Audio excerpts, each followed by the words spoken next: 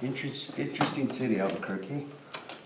Got up this morning very early to McDonald's to have a cup of coffee and read the newspaper. So I thought I would drive, I don't know if it's north or south, on Mano.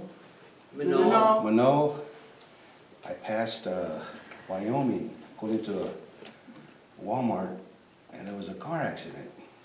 Multiple people were killed. Oh no. And when I pulled into my slot, when I came out, they taped off the area, and Albuquerque PD, crime scene, are you here to investigate this death? I says, no, I'm strictly a tourist. Which notice in your article, you're from California, LA County Coroner's Office. Yes, I'm retired. Can you give us your opinion? I said, I can't, because if I do, I'll have to return as a witness. I really don't want to get involved. And that's how my day started. And I was explaining to Gail, I had some printed information to print out 30 minutes ago. Should have done it hours ago. Our hotel, the Wi-Fi goes out, so I couldn't email it to the person to print it. But you could email like a... In there, the Wi-Fi, it's not working. No, but the idea is that maybe you could get it to Gail and... She was gone already. Yeah. See, I could not email from my hotel out.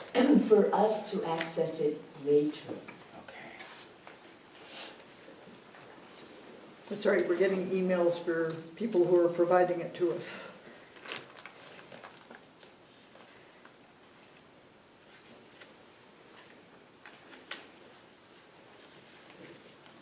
So, for you that are not aware of the statistics, I wanted to give you some statistics about death in our country and the world.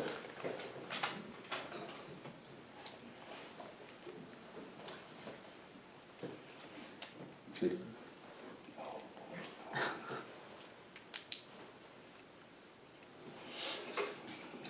Death is a fact of life. In the United States, 250 million people, throughout the world, 250 million people die. In the United States, 2,278,000 people die per year. 189,000 people die every month. 62,000 die every day. 2,600 die every hour. 434 every minute. And 7 people die every second. Worldwide?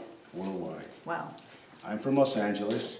And the only way I could compare, because I didn't have time to get the demographic of Albuquerque, New Mexico, but Los Angeles County, we're 4,070 square miles. Our population is 10.25 million, with an additional 1.25 illegal aliens. 219 people die every single day, 7 days a week, in just one little county. Between 60 or 80 go to the medical examiner's office. The rest, as we say, they're floating out there in purgatory. These are the people who die at hospitals, convalescent homes, hospices, daycare centers, and at home. When a death occurs, doesn't matter what anybody says, it's always unexpected. You may be expecting a person to die because of illness, but when the day comes, you're in shock like anyone else. The question of autopsy arises. Who's going to do the autopsy? And again, when we get involved in a case, we call it a NASH, natural accident, suicide, or homicide. That's how you basically, essentially evaluate a case. If you die in a hospital, convalescent home, we call it controlled environment. And a good example, I can reference Michael Jackson. He died at home, but he was under the care of a doctor in his room. That's where a lot of questions happen. But the general population, when they die at a hospital, convalescent, there's always the issue of the death certificate. Who's going to sign it? And by law in California, the death certificate has to be signed within 15 hours after death. This is where hospital personnel, they play games with the family. We don't have time, we're busy. Well, what they don't realize is the family cannot go on with their services. To have the family buried, cremated, a service, families come from out of town. So many times when they call us, we cannot do an autopsy unless the attending physician does the autopsy. If he chooses not to do it, we have to report it to the medical examiner's office. The medical examiners many times says, we're busy, we don't have time. And that's really unacceptable, it's sad. That's how they treat the families in Southern California. There's a lot of arrogance. So what I advise the families, call your local politician or the media. What they don't want is to have any kind of exposure. And believe me, within 24 hours, they will get a response. The autopsy rate has declined in the United States the past 57 years. Prior to 1970, 50% of all deaths were routinely autopsies free in our country. The existing rate, there's 2.4 million. Right now, maybe 3% of people are being autopsied. Who pays for the autopsy? Families say, well, why can't my insurance pay for it? Why doesn't the HMO pay for it? Or your local hospital? More than likely, the hospitals, they're affiliated with an insurance company, which is an HMO. They've used all the resources, treating patients live. They do not spend any additional funding on autopsies. So this falls to the family. Where are we going to get an autopsy? If it were not for the funeral directors, and that's a really, really sensitive subject because historically, funeral directors started here in the United States. They've assisted families they've assisted research with medicine, transplant, all these kind of things. But when it comes to autopsies, there is no financial incentive for the funeral director to allow a third party on their premises to do the autopsy. They merely do it out of tradition and service. And if they do not do their due diligence, and I feel badly for them because we end up testifying many, many times in court for nuisance lawsuits. They average about $25,000 to $5,000. The family wants to sue the funeral home because they didn't do their due diligence. Number one, who does the autopsy? It should be a board-certified pathologist. In the United States, a general practitioner, a dentist, a podiatrist, Podiatrist? What doctor? podiatrist, A dentist can and do even autopsy? a pharmacist, and even a veterinarian. They can do autopsies. Nobody knows this. This is why we call them quacks, charlatans, because they're out there doing autopsies. The funeral director doesn't bother to say, do you have a license to practice medicine in this state? Are there any infractions against you? And it doesn't happen until maybe a year later when they file a lawsuit and they end up suing the funeral home. Then they hire companies. I've had this company for 30 years. I do not do autopsies. I assist with autopsies. In my 46 years, I've assisted with over 20,000 autopsies. When families call us, they hire a doctor to do the autopsy. The doctor should be present to identify the body at the time of autopsies. What they're doing now, they're utilizing technicians who will go out and do the autopsy on behalf of the doctor. And sometimes they'll ship the organs, they'll remove the organs from the body and ship them via FedEx overnight out of state. Nobody knows about this. Who are they shipping them to? For different states. Oh, okay. Because they have several in California, they have about 3 or 4 groups that do this. Labs to test the organs? No. They doctors, they have license to practice in Iowa, South Dakota, but they advertise at autopsy for services throughout the nation. So they'll hire an autopsy assistant to do the autopsy for them when they should be there. Court of law. You have to be able to defend that. So this is how they get caught when they begin bringing this forward.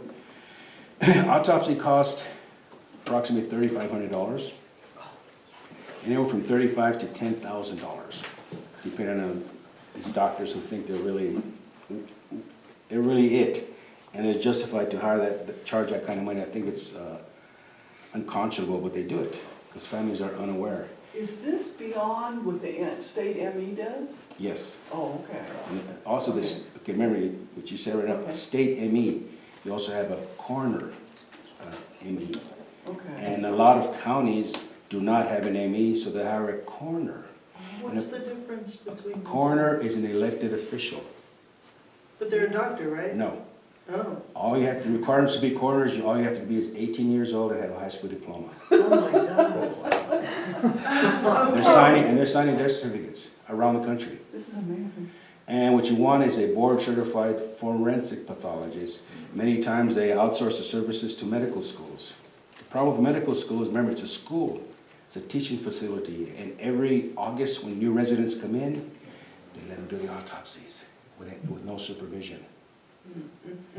I don't know, I'm not saying this, that's what's happening here in New Mexico. This is quite prevalent throughout the country. They just do not have the doctors to do this. So they go to other counties. Other doctors are flying in and out of state to do autopsies. It's a big business that the public are unaware of. Well, right, and there's a shortage of pathologists. There's a huge shortage for forensic pathologists. Yeah. There's only about, I believe, 800 forensic pathologists throughout the country. Wow. And they usually want to go to big cities because of the money they make. And it's difficult to get people way out in the smaller communities, smaller countries. So this is where families call us. We want to rule out the old boys club, any conflict of interest. So we literally have bodies shipped to us from other countries of the world throughout the United States. But our primary location is Southern California. We do about 400 to 600 autopsies a year.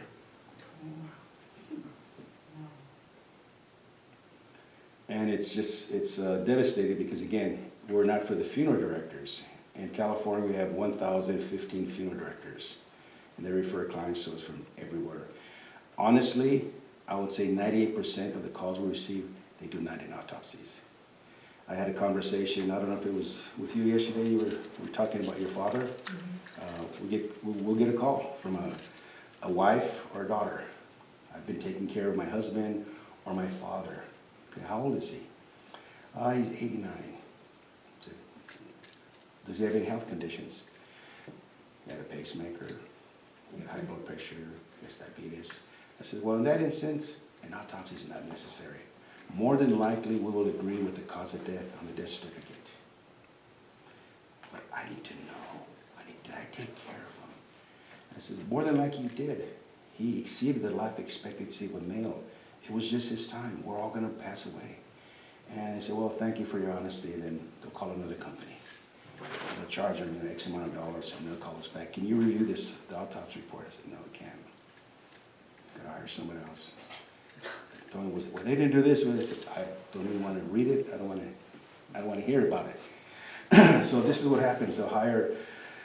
There's so many fake doctors in California, quacks, and they get caught. Injections and unfortunately in the Latino community, they believe in many things. Mystics, the Santeria, voodoo. People that massage you, they touch you. When people are ill, they want to go Christian, they want to pray, and it's not going to happen. And by the time they seek medical attention, it's too late. And they'll provide the medical records, and we'll read it, and this is where it turned. This is what happened here. And obviously, many times they feel guilty, they get angry, and then we get cases where they want remuneration, they want money. You killed my father, you did this, you did that. So then it's a process of having to prove it. Then when we get involved in cases, again, across the board, the United States, 49% of all deaths are misdiagnosed. And the only way to actually see what happened, to definitively know what happened, is do an autopsy. Around 35 to 40 of our cases end up being medical malpractice cases. The problem with that, when President George Bush Jr. was president, he enacted a law where he put a maximum lawsuit you could sue somebody is $250,000. Attorneys don't even want to touch it. We tell them, the way attorneys look at a lawsuit, it's like a blue book, a used car. Just say the person's 70 years old. Does anybody rely on this person for financial support? No. Then he's not a loss to anybody. Well, that's our father, whatever. I said, yes, it is, but this is how they look at it. They're just looking down the line what they're going to get out of it. There are many, many cases where there's elder abuse, where we found patients that were sodomized, broken bones and things like that. So we find things like that, we immediately report it to the medical examiner's office. And they report it to the district attorney. And that's quite rampant now because our aging population, they're going into more and more care facilities and they don't have qualified people. And a good example was the floods recently in Florida and Texas. And that's a reality. You go in a convalescent home, they may only have one nursing attendant, not an RN on duty, to treat 18 or 20 patients. It's really sad. And as death, it's unexpected. We all should make plans, pre-needs, have discussions with your funeral directors, because again, when it's unexpected, all of a sudden, emotions come in. And I want the best for my loved one. And I recently went through this with my brother. He passed away and he had 6 kids. And we want the best, And I said, well, you can have the best, but the best costs money. So you go to this funeral home and it ended up being like $19,000. And I said, well, who's going to pay for this? We have 6 adults here, but we don't have any money. So it goes all the way down. And my brothers and I, we ended up paying for $5,500 because the average funeral service is about $6,500. But it's like purchasing a car. You can buy a Volkswagen or you can buy a Rolls Royce. It's really up to the person. How did you get involved with this field? I got involved in this field, believe it or not, at a very young age of 14. I was a dishwasher at a restaurant, and this was between this is 1967 actually. This was during the Vietnam War. And at that time, if you were black or Latino, you really had no future. You were automatically drafted. My brothers, my friends, everybody was drafted. I didn't get drafted. I never realized, why did I get drafted? It wasn't until I saw the movie Saving Sergeant Ryan. I was the 5th one in the household, so I didn't get drafted. And when I was working at this restaurant, there was a part-time bartender. His name was Roger Andrews. He was a Vietnam conscience objector. And he declared, if Cassius Clay doesn't have to go to Vietnam, well, neither do I. Well, his family had the resources to fight the federal government, and he was victorious. He didn't have to go to Vietnam, but he had to serve 4 years in civil service. And the government decided we're going to place him somewhere to teach him a lesson. And they placed him in the county morgue. And that's when he would tell all the kids, you got to go to school, you got to go to school. But 1967, that was the summer of love. So we became hippies, and hitchhiking was very popular. That was the furthest thing from my mind. And his 4 years were up. And I remember I looked him up, and he was moving to San Francisco. And he goes, remember what I told you? So I went to the LA County. They had opened up a new school, a career school for dropouts, parolees, people on welfare, and flunkies like myself. And I took a six-week nursing training program. They placed me in a psychiatric ward. He was a bedpan. I said, I'm sorry, but I'm not going to wipe anybody's ass. If you had a choice, where would you like to work? I said, in the morgue. Well, they didn't have any openings. So through a series of lateral transfers, and thank God later on when I worked with a doctor, she told me, were it not for all these different departments, I probably would never have been able to start this business. First of all, I was interviewing people in the emergency room, a women's hospital, and surprisingly, I met so many of my friends I went to high school with who got pregnant, who were there for abortions. And then I went to the labor and delivery to clean up the abortion ward. And then finally to Central Service Supplies where they sterilized their instruments. And then they had a job opening, classified, on-the-job training, no experience necessary, to become an autopsy technician. So I literally volunteered for 2.5 years, 20 hours a week, to qualify. I became a technician, then I became an in-house and crime scene photographer, and then eventually I became a deputy medical investigator, one of the first Latino CSI investigators in LA County. And several years later, right after the Olympics, I was conducting a straightforward suicide. A woman, she self-inflicted gunshot wound to the head. She had a suicide note notarized right next to her. Notarized. She was planning it. She was planning it. And I remember the Olympics had just ended, and I had finished my 4 days, 10 hours, and I was physically exhausted. I said, you want some overtime? No. Double? No. Triple? No. The watch commander, please do me a favor. We need this, it's a simple case. I'll make it up to you. I said, okay. So I go out to the scene, and this woman had barricaded herself. And that's the day I was introduced to Viking cooking appliances, the ones you see on TV on those cooking channels. Well, as an investigator, the first thing you do when you walk into a house, other than see the body, is how are you going to exit? Because you have to take the body with you. So since she had a suicide on the floor, the paramedics broke into the rear door, broke the window, but they didn't enter the premises because they could see the blood was coagulated. She was dead for a while. So I come along, open the door, and then I have to move all the appliances to make a path. And then it says, can you help me? He says, no, today we're on strike. That's out of our job specs. Sorry, guy. So I called in for backup. There was nobody, and I knew it. And when I went down to lift her, I ruptured 3 discs in my back. And I had major surgery, and they retired me. I was in a wheelchair. And then 4 years later, when they released me, nobody would touch me because I'm legally disabled. And the federal government was looking for somebody with my skills. They gave me an opportunity, and part of that was teaching first-year residents how to do autopsies. And several of them became forensic pathologists. So that made me very proud. I wasn't a teacher, it was just based on my experience. And then I started this company, and it's been 30 years. And now I'm transitioning to retirement. Yes, ma'am. Did that notary get in trouble for signing a suicide note? No, because many times, again, in California, it's so busy. You just go into a UPS, they don't even look. Just sign here, stamp. That's it.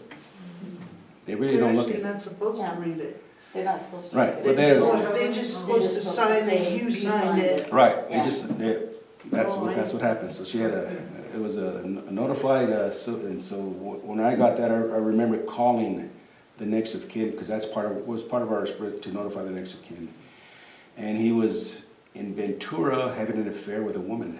And when I called him, I remember hearing on the phone, hey, that fat bitch killed herself. What he didn't know is she left her estate and all the business to her neighbor, her friend. And just many circumstances like that. But it's been a really, really long road. It's been an incredible road. Like I said, 46 years in this business. I love it. And just recently in Houston, when they had the flooding, they called us and we could help them. Because usually we send teams to assist with mass casualties. I had surgery. My rotator cuff. I said, I can't do it. My son didn't want to go. Then Las Vegas, same thing. I could not go. And I felt really bad, but that's what happens. There will be other episodes, I'm Oh, sure. always. It never ends. Yeah. So your son is walking in your footsteps? Yes. What's his name? His son's Zachary Herrera. Why do you think there's not more college students that don't want to keep learning until they can get into that field? Well, usually my experience with, thousands of medical students who choose a residency, they're looking for the big bucks. Oh, Heart surgeons, orthopedic surgeons, Okay. things of that nature. Usually when an individual chooses pathology, they're usually very introverted, very quiet. They want to be in the background. I never thought about that. And they're actually sometimes looked down upon in the medical community. In the hierarchy, they're looked way down. But it's a very, very critical, because they have to do a lot of analyzing. When they have surgery, they'll be waiting right outside, and they'll pass them a need frozen, they'll immediately freeze up tissues to see if there's any cancerous tissue, whatever. Oh, okay. It's a long process like anything else.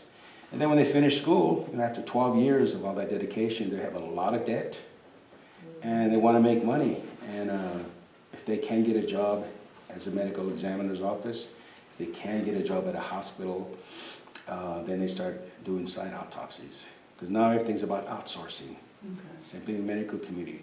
X-rays, they'll send them, they'll email them to India. Histology to London. Really? Yeah, so a lot of medical positions are being eliminated. But the definition of autopsy is seen for oneself. Nothing will ever replace that. Because with an autopsy, you can touch it, You can look, you can see it. Sometimes you can even taste it.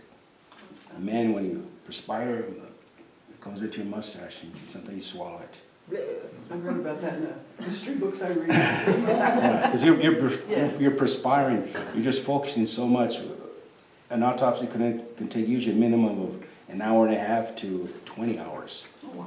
Yeah, I was with a pathologist.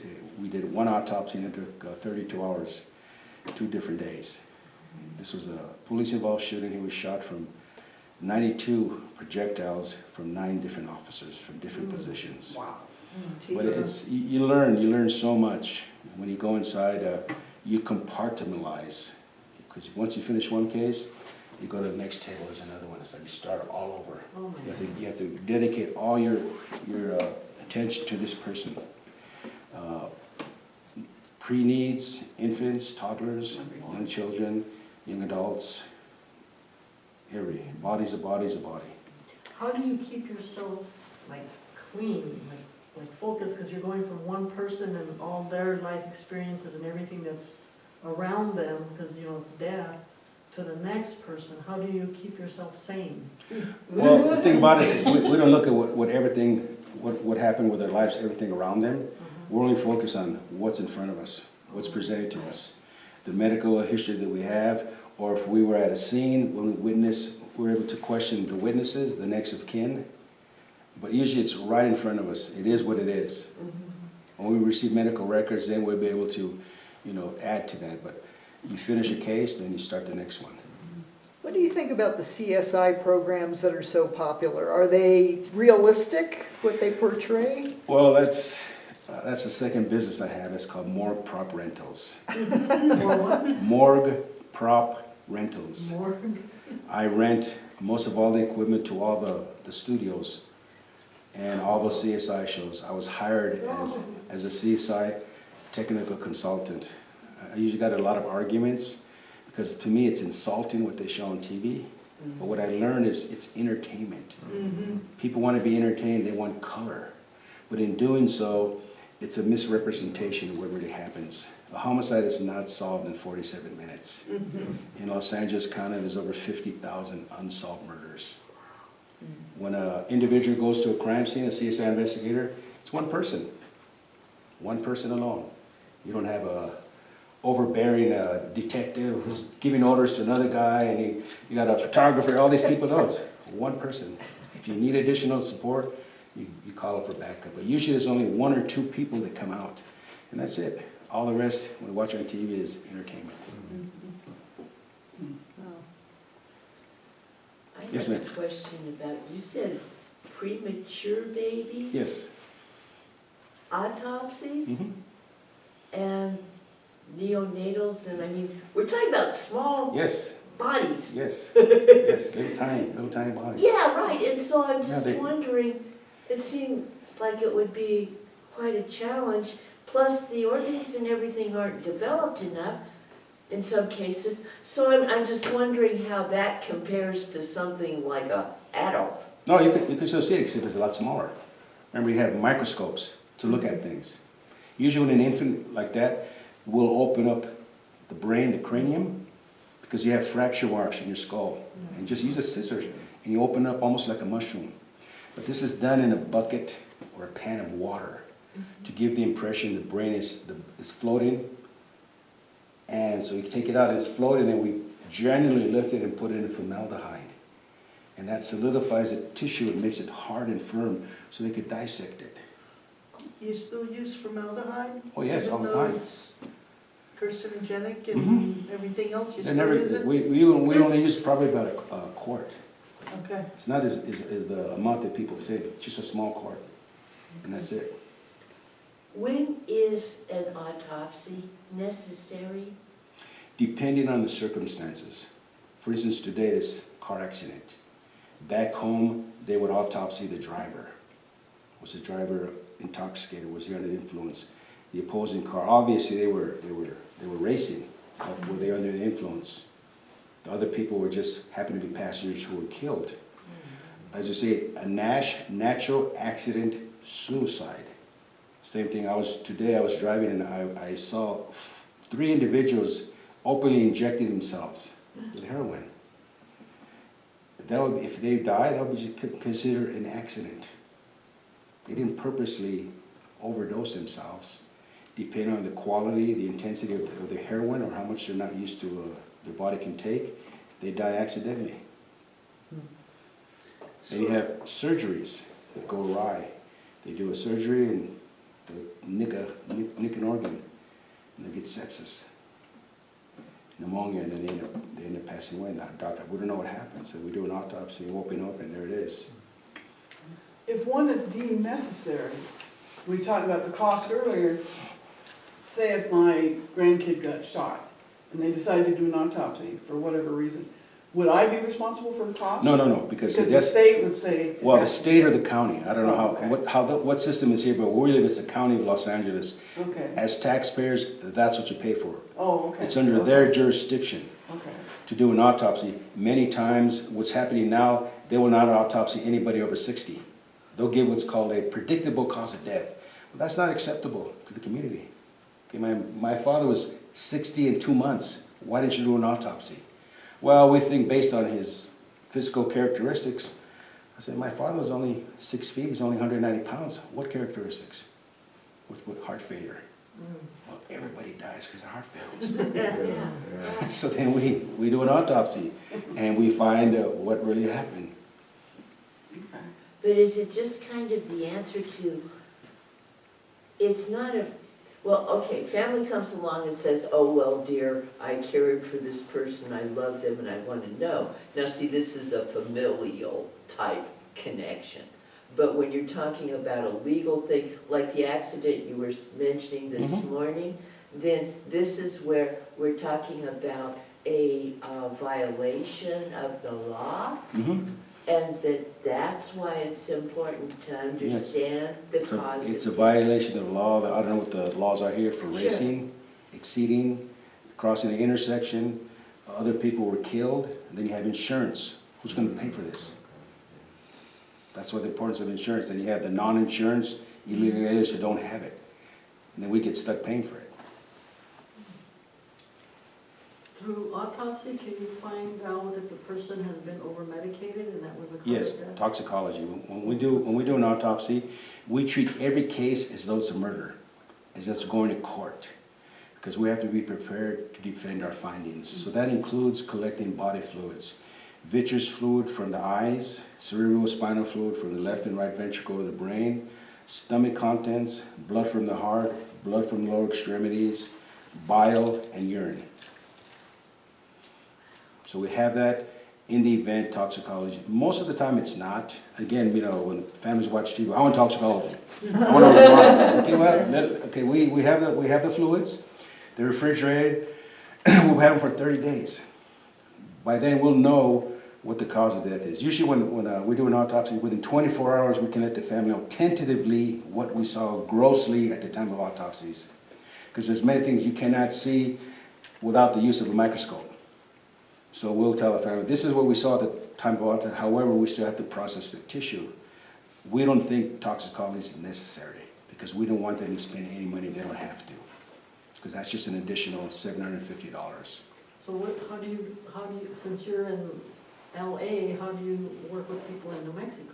I'm not working with people, I'm Oh, here. you're just talking. I'm here. I met Gail. Festival. I was here because I was spending 10 days in the mountains with a writer, helping me write a book. Oh, And when I called Gail, I just said, I'm going to be in Albuquerque this day. If you have any room, I'll be glad to make a presentation. Oh, That's why I was here. Yes, sir. So how do you dispose of the bodily fluids or the bodily tissues? What's your process? It's just like a hospital. Oh, When they okay. have surgery and stuff like that, they put them in buckets. Okay. They have a company that picks them up and they incinerate them. Okay. Same thing, we have to adhere to all the state laws. what kind of changes have you experienced? What's the most modern development that has impacted the way that an autopsy is done? I mean, when you look at how it was when you started, where it is now, I think there's been some improvements. DNA and photography. Because autopsies historically An autopsy is an autopsy is an autopsy. Nothing really changes. Instrumentation has graduated from pot metal to stainless steel. The procedures we do, you get faster and faster and faster. It's a redundancy, but in terms of the autopsy, that's why you focus on what you're doing. Sometimes you're not even talking because you're focusing so hard. But documentation that's the most critical and important part. Because before, when we take photography, still photography, they used to process the photographs in our in-house lab. The chemicals were too old. They lost. They lost the film, the lighting, all these things. Now with digital photography, it makes it a lot easier. You don't do video, do you? No, the reason you don't do video, and I'll tell you why, because everybody thinks that when you watch TV, there's a pathology. Well, he died of this and that. And a good example, Look at this. a good example is Richard Nixon, the Watergate tapes. Remember they were blacking out all these things?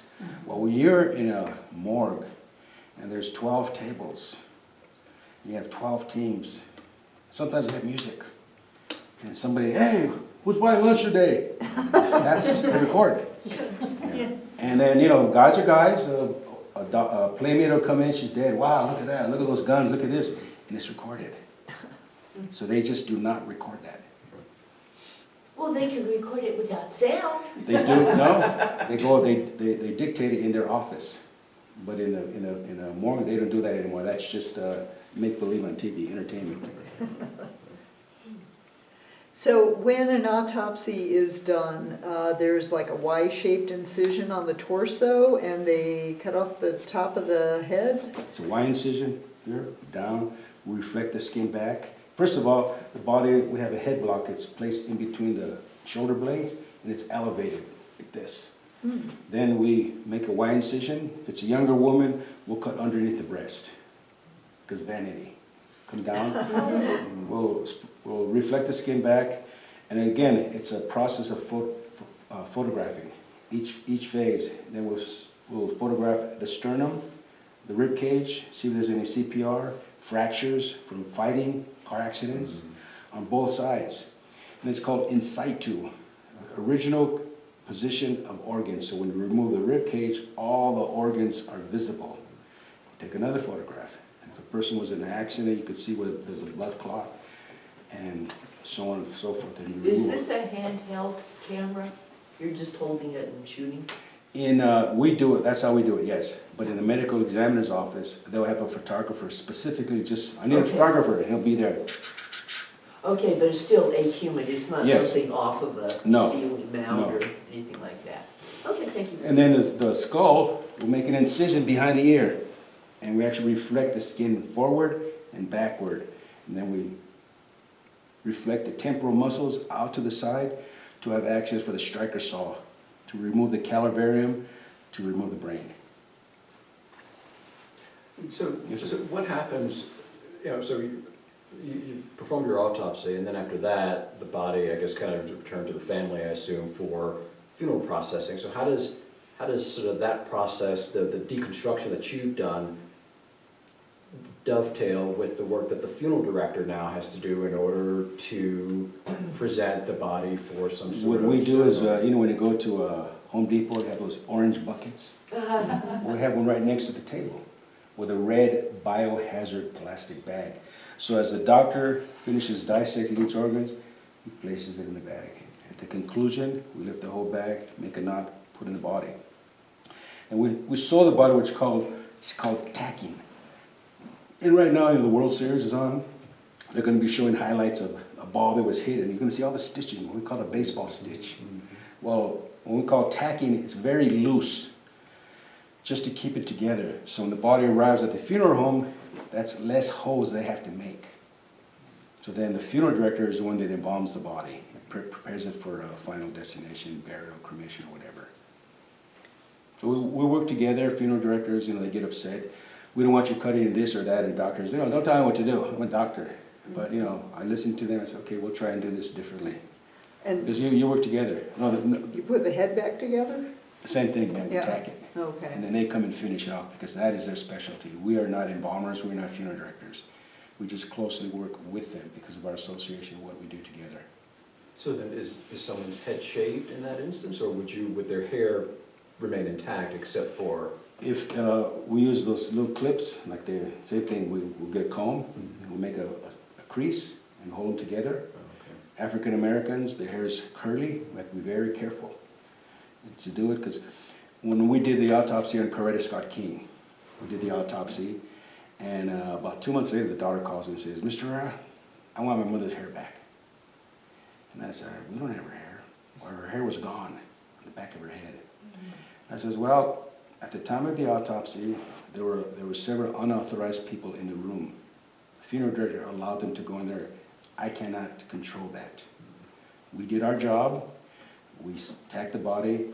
The body was done at a airport within a mile of Travis Air Military Base in Riverside, California, because that's proximity. So as soon as we finished, we left. And bombers came in and people started going looky-loos. Everybody's coming in and want to see her. That's out of our control.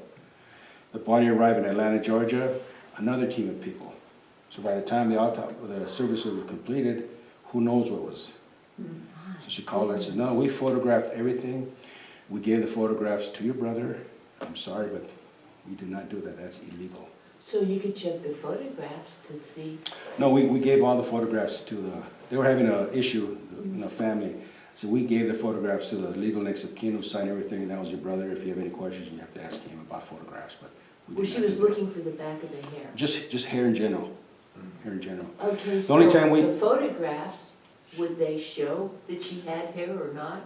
They should, but like, as I said, we don't discuss that with her. You talk to your son. Right, but talk I to mean, your brother. that's who she needs to go Right. talk to then. The only time we usually shave a head is when there's a bullet wound or injury, blunt force trauma, because we have the photographs. So with the same scalpel, we'll shave it just like a barber, so we could photograph it. And there's nothing you can do to prevent that, because you have to document entrance, exit wounds, multiple gunshot wounds, if they were hit with an object, all those things. Was the JFK autopsy of any interest to you? No, No? But what's interesting is they're gonna release the Yeah, I 3,000, noticed that, yeah. Yeah, the 3,000 pages. So you guys don't Compare learn notes. from others or compare no, notes or we anything? get many calls. They want us to review celebrity autopsies. Oh, And I leave that in the choice of the doctors, because they want to make a name for themselves. A lot of times they're incorrect. I tell them, but they say, "I'm a doctor. You don't tell me what to do." I say, "Okay, go ahead." Then they end up looking like idiots. Yeah, but then the public doesn't know that, Right, so then we're duped in a sense. exactly. As I said, it's entertainment. So I get requests for interviews all the time. I've had many, I just decline them because they're always going to the same direction. They always want to look at old cases. So no, it's the past. So in closing, what would you want the public to know about autopsies and? Autopsies, because it's an unexpected death. Be prepared, just when I'm saying be prepared, make your pre-needs with funeral homes. Now where you can make an educated judgment what you want to spend. And the price does not go up. It's there. Because when it happens, ooh, I'm shocked, and somebody, "Hey, there's a funeral here," and then they want to charge this and that, and okay, and before you know it, you're dead. Crazy. So plan ahead. Can I tell you something that happened to me? Years ago, I worked as a ward clerk at the VA in ICU. And one day, 6 guys died, and I thought, shit, they're killing these guys. And of course, they're teaching hospital too. Right. And I thought, oh my God. So then when I put the records together, I thought, oh my God, they're all 90, 92, 103. Yeah. But it just shocked me that day. I thought, oh my God, they're killing all these old guys. Well, they weren't. They're old men, and they were Yeah. just so happy that day. And not only that, see, with residents, as I said, they're teaching hospitals, but residents are still required to work 80 hours a week. Oh, wow. It's a whole historical thing, and that's causing a lot of problems. They actually end up killing patients because they cannot discern what's really I can happening. imagine. And see, the public aren't aware of this. There's so many things the public are unaware of. It's really sad out there. And you were talking about older people, a lot of times they go on autopsy because of their age and stuff. Well, from what I've heard in Europe, older people don't even get some of the medical care that we feel everybody's entitled to. Right. So, yeah, I Yeah, don't that- think it's unusual then that Yeah, would we happen. had a visiting person from England who came over, and they died within 4 days. And it was really bad shape, and, you know, they were making all these allegations, the person was taken to the hospital. As we explained to him, what kind of medical history they have, well, we don't know, when was the last time they went, well, they didn't want to see him because of their medical system. And he just died of pneumonia.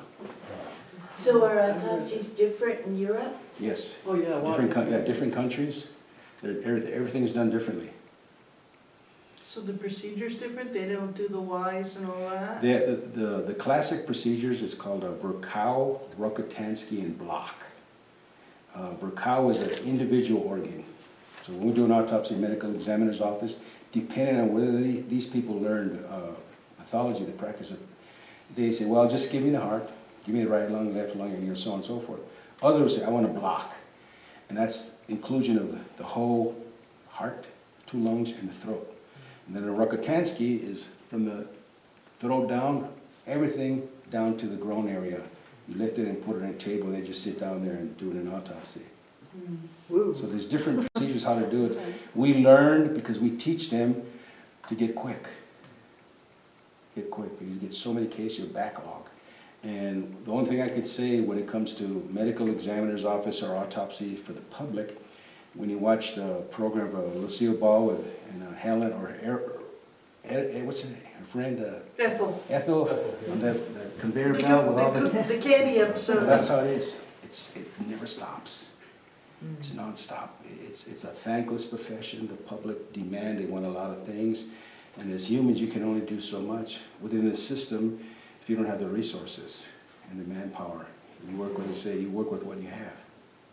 Yes, sir. Along those lines, you've probably seen this already, so the death rate in the US is starting to inch up because of the baby boom Aging generation. populations, yes. Yeah, so do you see, are more people sort of entering the profession just, you know, because there's this, you know, there's this imbalance where you No. literally won't have, okay, so No. now the constraints are just gonna be a lot Well, we greater. always suggest when we get residents, consider taking geriatrics, so you can really teach these, really adequate care for them. Because it's really becoming burdensome, there's not enough doctors. And as the death rate increases, you're gonna see a lot of mistakes. A lot of wrong is gonna keep happening, abuse. Yes, ma'am? Do you work closely with LAPD? No, no, I work LA with, County Sheriffs? the only reason I work with them is because in Los Angeles, most of the police-involved shootings are in custody deaths or high-profile cases or entertainers. We do a second autopsy. So I've had a working relationship for many, many years where I could expedite information, but I never share information from our autopsy. What is it like to do a second autopsy? It's always good to have a second opinion. When that attorney, Johnny Cochran, was alive, we did all his cases. Nobody knew who we were in the background. Because what happens in the medical examiners is because they're so overburdened, they become complacent. They don't do a thorough and full autopsy. And we catch that. So when they're testifying in court, you know, doctor, did you do a fully complete autopsy? Yes, we did. And then boom, based on second autopsy, this wasn't examined, this wasn't examined, this wasn't examined. Okay, so the second autopsy says what wasn't examined. What wasn't done, or the opinion on angles of bullets, entrance exit wounds. Is different Yes. than the first. Yes, because it's, again, it's a different opinion. You may get a resident who just entered forensics, they're doing a fellowship of 2 years, and then we do an autopsy, and this doctor has 30 years of experience. So that's the one they're basically, So what happens when you get 2 differences of opinions? they usually settle out of court, a financial settlement, because they don't. Or do they get a third autopsy? No, You know, like 3's the Oh, charge? sometimes they do, but it's really up to them what they want to do. We tell them, we advise against it, but if they have the resource, they want to do it, that's up to them, it's a personal choice. What's the difference in doing stuff in Europe as opposed to the US? Are you aware of what the difference is as far as autopsies go? Actually, I'm gonna be going there in Christmas. I'm gonna spend about a month there to different countries. To do what? No, just to observe and do some research. To observe? To Okay, observe. so you're talking about work-related trips? Yes, yeah, because my company, myself, I'm known all over the world. So whatever country I go to, they open their arms for me, they invite me. Oh, you So I get can literally go. first-class treatment. I can actually just go inside, I'm here and, oh, Mr. Herrera, you know, they come in and, you know, in that respect, it's valuable. It gives me access to a lot of information that the general public wouldn't. So you are not, at this point, really aware of what the difference is? Oh, yes. I've been- You are? Oh, yeah, I've been doing a lot of research. Do you get called in? The other day when we had that class, the guy was talking, the funeral director was talking about, at one time he was called over for the tsunami or whatever it was in Thailand or whatever, remember that? Oh, So yeah. do you get called to other Yeah, countries? they have teams Oh, throughout the okay. country, different regions of the Yeah. country. They respond to mass casualties. Right. When they have local stuff like that, for instance, like when 9/11 happened, they responded, but unfortunately, they didn't do autopsy because everybody was incinerated. Oh, okay. But they had teams, but when planes go down, they send teams from all over the country. I used to go with them, and they still ask me to go, but now, because as I said, I Okay. had rotator cuff surgery, and instead, I was telling Gail the other day, when I told my son, I said, look, I'm gonna send you to Houston to help him. He goes, I'm not going. He says, why not? He goes, Dad, that was your profession, that's not mine. He goes, I'm gonna run a business here in Los Angeles, this is where our business is. That's behind you. Oh, boy, that hurt. And then Las Vegas, the same thing. And I didn't even bother asking him. But yeah, we used to respond all over. Oh, okay. Because again, you know, a body is a body is a body. It's no difference to us. Any question? I was looking at your brochure and also your website this morning, and it talked about implants and pacemakers Mhm. and those kinds of things. Is that something that you do, that you retrieve those from bodies? When we get a body and we know that there's implants, we ask the family. There's companies that recycle those, and they'll give you some money for it. Right, It's your choice. Pacemakers, we remove them to see if it was not functioning. right. Okay, because I mean, it's like every fifth person has, you know, two artificial hips, Yeah. two titanium Right, hips. so they're And- recycling all that, because that Okay. titanium is very expensive. And then the gold fever came out, you know, everybody wanted gold. So people would hire us to remove all the gold fillings. And as we tell them, you're paying us more money than what the Than gold's it's actually worth. worth. But they just want it. I said, okay, that's fine. So we'll remove them. Because that came up for me as a question too, like in the case of cremation, what happens with, you know, I had a friend who had her shoulders, her hips, and her knees were all artificial. Yeah, at the conclusion of the cremation, they're just there. And you Okay, just throw yeah. them away. Well, now they recycle them. Metal recycling or reusable? Yeah, or- for legal cases, we used to remove breast implants, penile implants, all kinds of stuff. Okay. Right now with concussion injuries, because we're in Southern California, we remove the brains for the NFL. When Will Smith was doing research for the movie Concussion, he came to our facility, so we demonstrated how to remove brains with he and Dr. Amalo. So we do a lot of work with researchers. So how about a big round of applause for Vidal